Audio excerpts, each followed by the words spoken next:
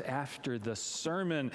So many churches are using a song, that song, or a song a lot like it, or they're using the words from that song today, because this week is the feast day for Saint Francis, both his birthday and his day of his death.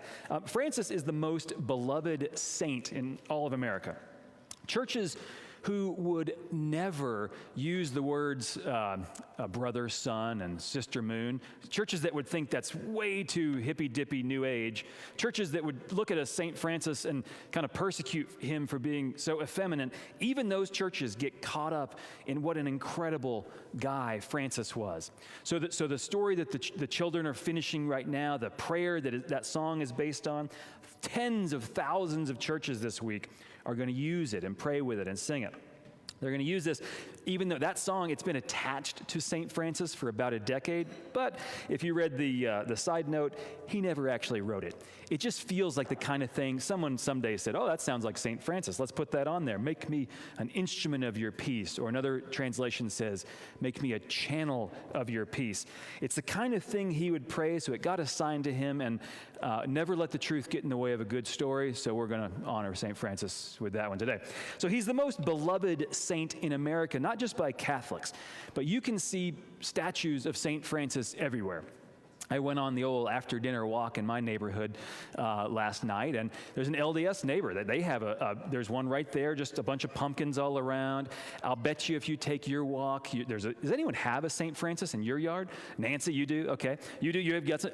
Yeah, you would make some Francises. What does every statue of St. Francis have with Francis? Animals. Yeah, that's easy. Animals, lots of animals. And notice I said what? But Francis would say, who is with him in those statues? The animals are a who to people like St. Francis. That distinction was almost inconceivable in the 13th century when he was alive in Europe.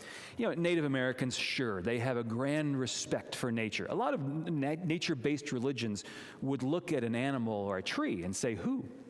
But in general, Europeans back then and a lot of Americans today, they have this general assumption that animals are just kind of dumb beasts. Some are there to work, some are there to eat, some are there just to be kept away from the little rats and mice. They just are. Everyone around St. Francis thought animals just were these things. Does anyone agree with that? Does anyone here believe that animals just kind of exist? Blah, they're kind of boring. They're just part of, no. Give me an amen if you think animals are beautiful and worthy in their own right. Amen. The loudest amen we've had here since Kayla announced she was pregnant. Yeah. Now, about 40 years after St. Francis, there was a guy named Aquinas, and this is another saint. Aquinas sort of defined church doctrine in a way. People had questions about, like, who is God and what is Jesus and how do they had tons of questions for about 1,200 years, and then Aquinas came along. He wrote endless books, 2 books that just lasted forever. He answered all the questions. So for the last 700 years, we've been saying, I don't think you got all of those right. But 40 years after Francis, one of the things he wrote, official Catholic doctrine, Aquinas said that dogs go to heaven. Yeah, some of your kids have asked that. Like, right? That's a question kids would have. If your kids ever wondered, this is official. I mean, we can borrow this one. Aquinas believed that because he believed that dogs and all animals have a soul. Not a soul like we have, but he said we don't have a soul like angels have. And Aquinas thought heaven is where all these different souls come together. Good ones, bad ones, human ones, animal ones, all of it. And I hope he's right about all that. Now, Aquinas was a super, super smart guy, one of the smartest people in history. But could he, as a Catholic at that time, could he have imagined that animals had a soul if Francis hadn't paved the way there 40 years before? I don't think so. I think Francis is the one who gave us these kind of ideas. And Francis had no time for doctrine. Not once in his life did he give any care for what was the right way to believe something. But he knew that animals were part of God's creation, and he knew somewhere deep in his soul that they were worthy and beautiful and honorable. So one of the stories, he sees a bunch of birds in a field, And he said this is a great opportunity for him to practice gentleness with birds, or even to preach to them. A lot of people get it wrong. They hear the story that St. Francis went and practiced his sermon to the birds. I've done this, like on a Saturday, I'm walking on a hike by myself, and if you were walking the other way, you'd hear me saying, blah, blah, blah, blah, blah. Or as Kenneth likes to say, when Kenneth is working on the mic, and he acts like me, he'll say, sermon, sermon, sermon, sermon, sermon, sermon. That's right? It's great. So that's not what Francis was doing. Francis thought this is a great opportunity. Even the birds deserve to hear the word of God. And so he would preach to them. Or another story you may have heard, a wolf. A wolf was terrorizing a town and, taking everyone's chickens, eating all those chickens. And Francis, he chose to try to teach the wolf peace and to perform such a radical act of forgiveness, and by so doing to teach his own heart humility in front of this wolf. That kind of behavior, the way that Francis treated animals back in those days, so different than anything anyone could imagine. You can imagine birds allowing you to be gentle, but this is the first time in European history that would exist.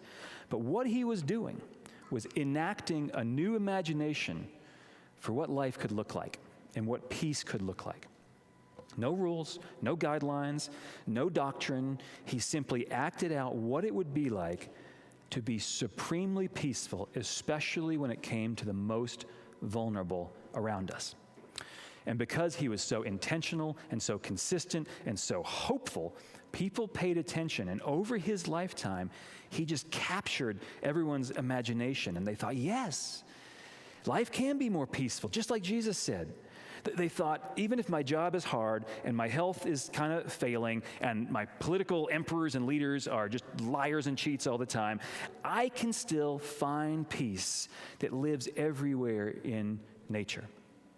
People said that there really can be a kingdom of heaven on earth, even for the poor in spirit, even for the poor, even for the suffering.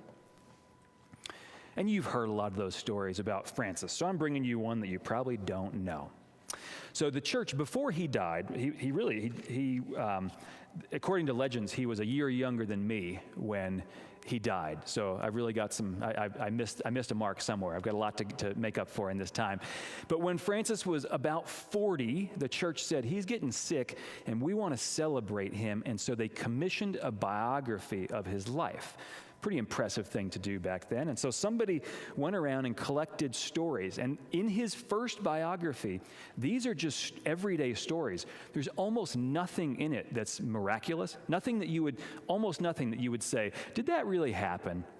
Later, after he died, they commissioned a second biography. So they went and captured more stories. And those are the ones where you think, did that really happen? But the first one is just regular, everyday, walking around, talking to people, how to travel, how he got sick, how he ate, just how he lived. And of course, this thing was written to highlight the things that the church wanted to showcase. Things like his humility, things like his simplicity, things like how people were just moved by who he was. But when you read the first biography today, and you can go look this up, you can read this all on your own. It's an easy read. What sticks out is the constant respect he has, not only for animals, in the 13th century for women, for children, so many times for people with disabilities, for people who come from all over the world. He has special attention for them, and most of all, for the poor. And I'm not telling you this is edited through some 21st century lens. This is not a gloss from some liberal who's picking out the things. No, this is a biographer whose intent had nothing to do with that. The intent was just to show his regular life. And it just so happened that in his regular life, he cared about women and children and the poor. In directly telling all that, it turned out that he just was constantly caring for the people who were least cared for in their society. And I'm not talking about a parable. I'm not talking about one incident. Almost every page, Thomas Solano is I don't know how to pronounce it, it's Italian, is the one who wrote this. Almost every page, without any attempt to be politically correct, they hadn't even invented the word woke yet. Francis was so countercultural that he simply embraced peace radically for everybody. for the least of these, for his critics, for the novice monks who made all sorts of mistakes, for everybody. He was so patient because he trusted in God, and he trusted that God's plan mattered, and he trusted that God's dream would make a difference, and he trusted that he could be part of that dream even if he didn't have to do everything in that dream. There are three other things that really stood out to me in that biography and that might stand out to you. Two of them, it's a sermon for another year, so just a teaser. Next year on like October 4th, we'll do one of these that shows just how gender fluid Francis was. That's a big surprise, 13th century Italy. But the other big thing that Francis was known for, other than caring about people and animals, other than being so meek and peaceful, he would see a hungry beggar, and he would have one slice of bread for lunch, and he would just hand it over. Or he would see this old woman on the street just shivering in there. And earlier that morning, one of the stories that happens a couple times in the early and the later biography, some rich guy lent him a coat in the morning, like said, here's my coat, use this today, bring it back because it's my coat. I'm just lending it to you. And so Francis sees this woman shivering in the street. He takes that coat, he rips it in half. There's a church precedent for that. He gives the woman half of it, he wraps himself in half of it, and then he has to face the music later. But he wanted the woman to be warm. Francis and his followers would do things like this all the time because they didn't care about money. They had no fundraising system. They just trusted that food and shelter would come their way. They just trusted. Now, once in a while, it did not come their way that night, and they had a hungry night, maybe a cold one, but most of the time, their trust came true, and they were provided for. So for Francis, money was just an instrument to bring peace to other people, and it had no other value than to bring peace to other people. And because of that, because of his faithful attitude, what do you think kept happening? These are the stories in the first biography that have no miracles in them.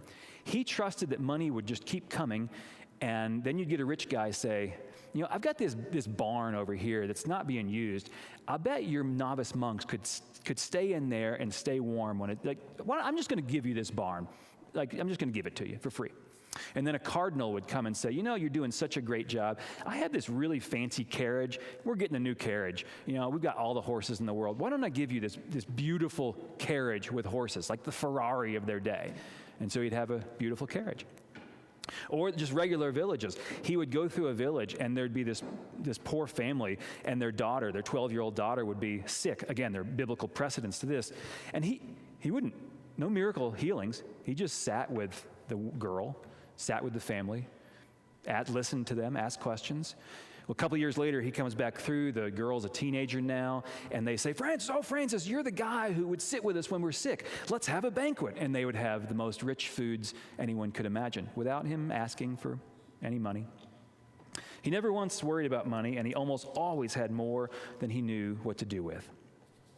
Now, how are we, this church, like Francis, and how are we not like Francis? I have budget numbers. Jeff and I looked up some budget numbers for the last decade in this church.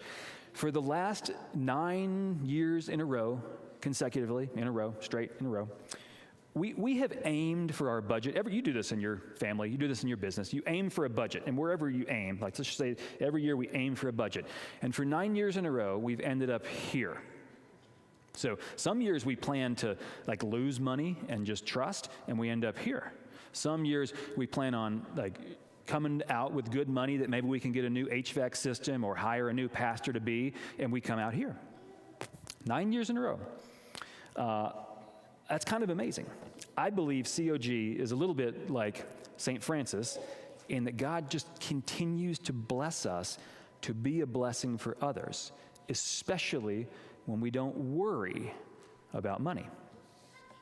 However, we are not quite like Francis in that we do think about money and we plan about money, and once a year we preach about money. So visitors who are here for the first time, I hate when people churches always talk about money. No, we talk about money way less than Jesus, but today we're going to talk about it, so there's that.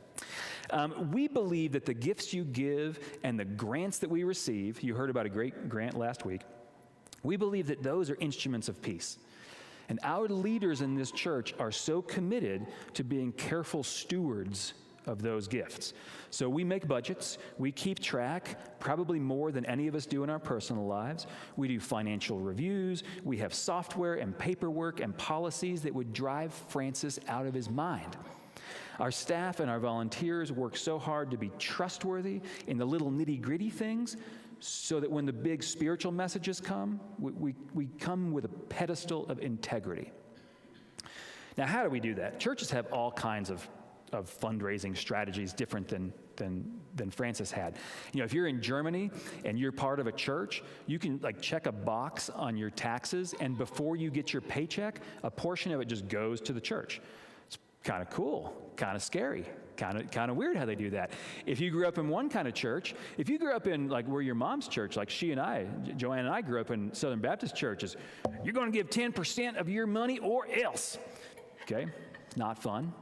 If you grew up in another kind of church, you're going to give 10% of your money with a smile. If you grew up in some kind of a churches, every week we're just going to pass the basket around, and we might pass it twice. We might pass it 3 times, and we're going to beg because the electricity bill is due, and we haven't planned for that. We don't do any of those strategies. What we do as a strategy is we start with a thing called pledges. Most of you got a letter in the mail this week, and you may have expected, oh, great, it's pledge season, it's Hansen's annual money sermon. Yeah, it's not a hard sell. We're just going to give you a peek into what churches do. So let me start by saying thank you for everything you do for this church. Not just the money, but when you sing a song with gusto, it helps your neighbor feel a little bit more inspired by this church. When you just show up to events, it's so encouraging for everyone else. You have no idea how much your presence may matter to someone else. I have no idea if just one more person is that thing that makes this sanctuary feel full and alive. One person it might be. The times you volunteer, the times you sit on committees, all that we say thank you. And next we just ask, if you plan on being around here next year, singing and doing Bible studies and making burritos for homeless teens, just what do you think you're going to donate financially? This is an optional question. What do you think you're going to donate? Just an idea. If you pledge $50 and you give $200 over the year, that's awesome. That's great. God doesn't love you anymore. We're not going to pray for you anymore if you give more money. It just doesn't work that way. But you might be partnering with the Spirit a little closer to be an instrument of peace when that happens. Or if you pledge $10,000, but you lose your job halfway through the year. Oh, man, that must really hurt your family. We're not going to follow up and check on you and make sure we get that. We're going to care about you, and hopefully this will be a hopeful place when you get back on your feet. So the thing is, the message is, we have a strategy so opposite of Francis's strategy that when we have an idea through pledges of what we might expect, we can craft a budget that honors that. So if our pledges go up, we're going to add some mission, or we're going to add a nursery worker, or we're going to fix the sprinklers. If our pledges go down, we're going to take the responsible steps that it requires and take from the savings that we've had. So planning, that's where we're not. Reminding ourselves that God provides and trusting that God will provide and using what God provides to make a better world, that's where we are like Francis, or we try to be. And if you want to be a part of that, that is great. There's so many ways to be part of that journey, and just one of them is a thing called a pledge. If you don't want to pledge and you want to give money into the basket or online, that's awesome too. That's awesome too. We're always happy to partner with anyone who wants to be an instrument of peace. But if you want to pledge, there's cards on the back, on that basket, right behind Linda's head, there's a handful of cards where you could consider what that is. Now, hey, if you're a teenager or a tween, you get to go hang out with Kelsey now. If you're sticking around here, we're going to sing one more verse of Instruments of Your Peace.